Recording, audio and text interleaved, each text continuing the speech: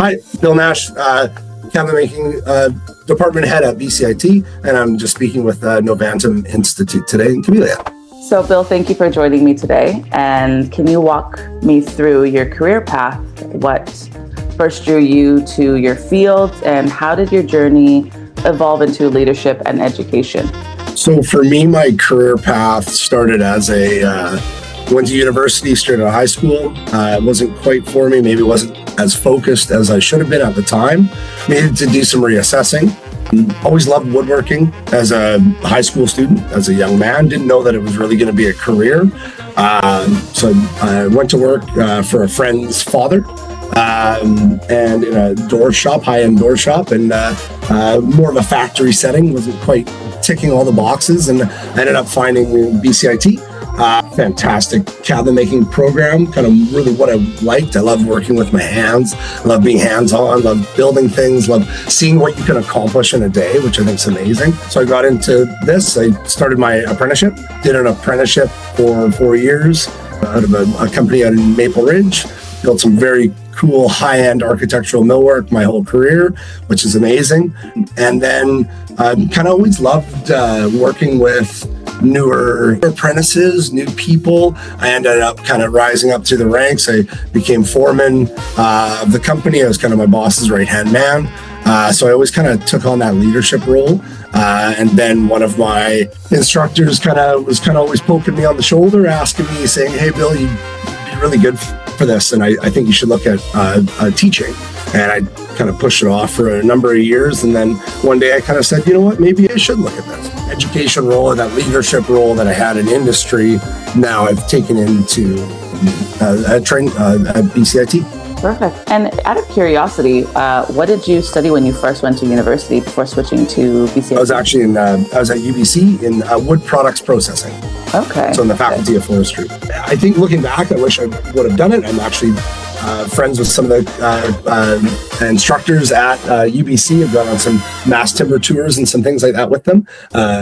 It just wasn't quite for me at the time. So, good answer. Maybe a little less hands-on, a little more theory-based, a little more got lost in the sciences, just general science as a first-year university student, and being a bit more of a tactile, hands-on person. It just wasn't quite landing at that time. And looking back, what key decisions or experiences helped shape your success and bring you to where you are today? For me, I'm a real self-starter. I'm a motivated person. Motivation kind of really intrigues me and people and myself and my family and my students and everyone. What motivates us to do what we do, I think, is always interesting. So I was a motivated person. That's a really key thing that I did. I always took on more. I was never afraid to try to take on more at work. So, whether that be first aid, whether that be a harder project, whether that be stepping up the next rung in the ladder of the company I worked for, I always took those things on, which meant more hard work, but I never shied away from hard work. So I think that's a key decision in my experience, like an intrinsic decision myself to be like, I want to grow. My dad always said on the farm, I grew up on a dairy farm. He always said, if you're not growing, you're going. So to me, it's like, I want to grow as a person, as a cabinet maker, as an instructor, as a dad. It's something that I think that's a key decision I've made to help me be successful. In your experience working with learners and apprentices, what are some of the most common questions or concerns they bring to you? I think for me, a lot of people, an obvious one is money. How much money? How do I make the money? How do I make more money? Some people are motivated by money, and I get that. And I think living in, Greater Vancouver is a expensive place to live, so money is a big concern. So I think that comes up a lot. I also think that if you kind of chase your passion and you chase what interests you and what drives you and motivates you, the money will come, the things will happen, but you have to put in that work. So I think that comes up a lot. For myself, in what I do as an instructor and department head, I get a lot of students that are foundation students, so not in the trade yet. So they're more worried about, well, Bill, how do I get a job? What does this job look like? What are work conditions and things like that? So one of the things we pride ourselves on as being a very hands-on institution is that we'll take them into industry. We'll help them find jobs. So I think those are some of the most common questions I get. How do you approach helping students or young professionals gain confidence in their skills, especially those unsure of their path, just as you said? So I think that's where our institution does a fantastic job of, we are hands-on. As a hands-on tradesperson, as a skilled craftsman, we're always hands-on. So we're building the projects. We're cutting the pieces of wood. We're not just doing theory. We're not just reading about it in books. We're not just talking about it and doing assignments. Assignments are projects. So we're building furniture. We're building cabinets. We're building countertops. We're doing those things. So even for us as a foundation class that have zero experience, some of them have zero experience in woodworking. Well, they gain that confidence in their skills by doing. And I think that's actually how the apprenticeship model, I think it differs from maybe call it higher education, where, instead of just theory and more all those kinds of things, we're hands-on. So apprenticeship, you learn by doing in the trade and making money while you're doing it. I think that's a great way to gain confidence. How have things changed in technology and industry standards? So how has the technological advancements changed the industry standards and impacted the way you approach training or professional development? Our trade really is, we're a very machine heavy trade. So cabinet making, joinery, very machine heavy, a lot of technology.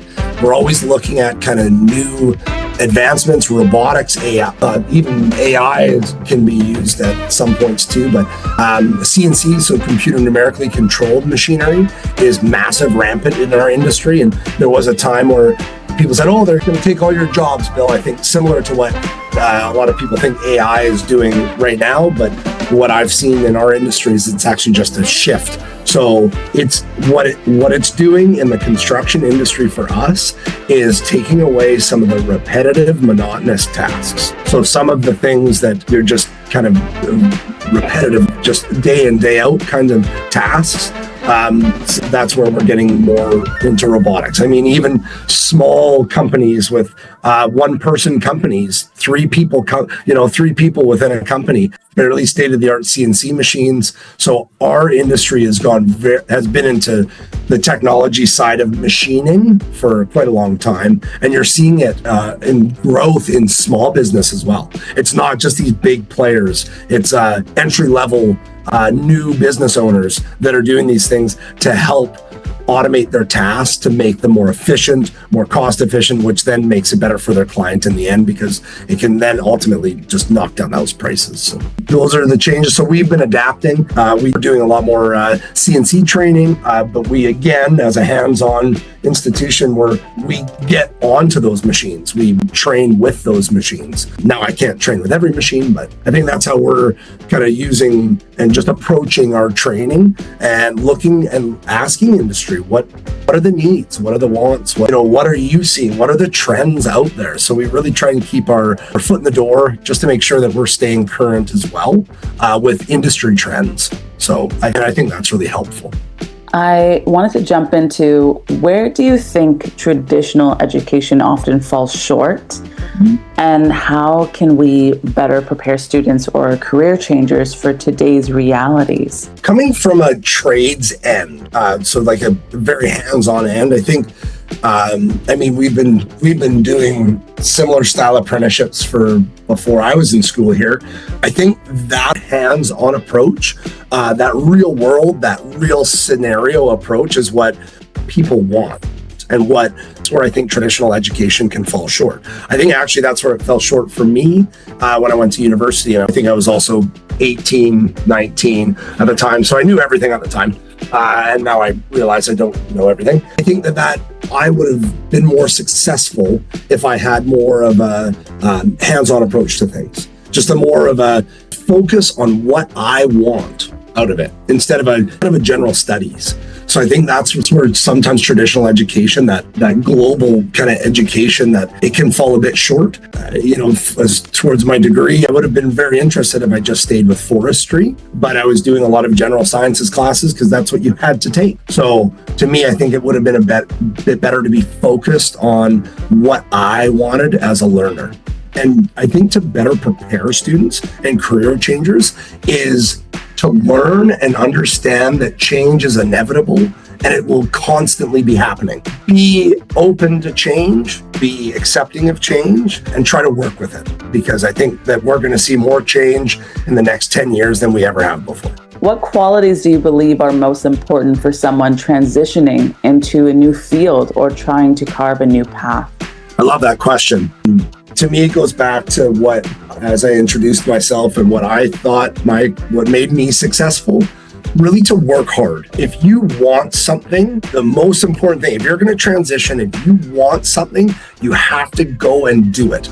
No one's going to do it for you. You have to do that. You have to drive the bus. You can't be a passenger. And you have to be ready and willing to accept that some people are going to try to knock you down. Some people are going to disagree with you. But if you wholeheartedly believe what you're doing is good and you believe in your product, your business, whatever you're working on, if you truly believe that and believe in yourself, I believe you're going to be successful. Dream big, work hard, and build your empire. And now that empire can mean different things to different people. It doesn't have to be a Roman Empire. It could be it's your empire. It takes some dreaming.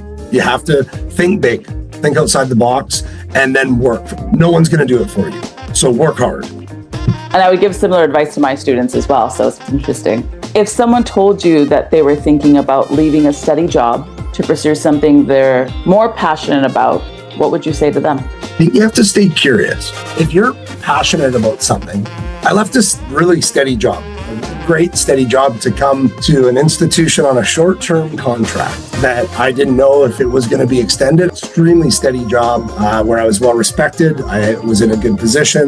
I knew what tomorrow would kind of bring, but you need to follow your dreams a bit. You always have to do some research first. If you're starting a new business, if you're starting something different, make sure that I know your institute's going to be looking at all this stuff, but look at the needs, do a needs assessment. Is this going to, and then long term, is this actually going to work out? Is people going to want this? I think that I've seen a lot of people, I retrain people and train, that have changed career paths that have found that they left their steady job because they just lost their passion. So to me, you have to follow your passion. Cabinet making, woodworking it's not the highest paid trade. And I tell my students that, and I tell prospective students that. You can chase more money and pick another trade. I love what I do. I love what I create. I love working with my hands. I love being a little bit artistic. This trade, my career path, this satisfies and ticks those boxes. If you're looking at leaving a steady job, you're looking at moving to something, make sure that you're passionate about it. If it's just about money, your passion's not there. You might lose that interest in that as well. So finding your passions, the important thing, and then following that. You follow your passion and you put your effort into it. You put all your effort, you work hard at it, all those good things, the monetary value, all the money, all types of things will follow. Dream big, work hard, build your empire. You got to drive the bus. You have to be ready to put in the work. I think it's so easy nowadays in society to see the Instagram, TikTok, 10-second, 30-second videos that you're like, oh, wow, they're so successful. And, oh, they're just making all this money. And to not understand all the work that they're putting into doing that. All those things, even those videos or influencers that are apparently making lots of money, they put a lot of work in. Everyone that's successful is putting a lot of work in. I think one of the key things that I leave you with is that I think there's an opportunity right now in the next 10 years. I've got 3 young boys at home, 14, 12, and 10. And I tell them this every day, me and my wife. And I think there's a huge opportunity right now, in some of the bigger centers, Toronto's, if you want to work hard and you want to take over, you will have an opportunity at that. A lot of people retiring, a lot of people moving on, a lot of people that just want to sit at home. I can't say it because it has a little bit more of a vulgar word, but screw being average. Don't be average. Be above average. be something above average. Let someone else be at it. And that's part of my kind of building your empire. When you're in entrepreneurship, I mean, first couple of years are going to be tough. For sure. And I know your institute's going to be talking all about that. And I know that they're going to be tough years, but if you truly believe in what you're doing, you truly believe in your product and you yourself, then I think you're going to be successful.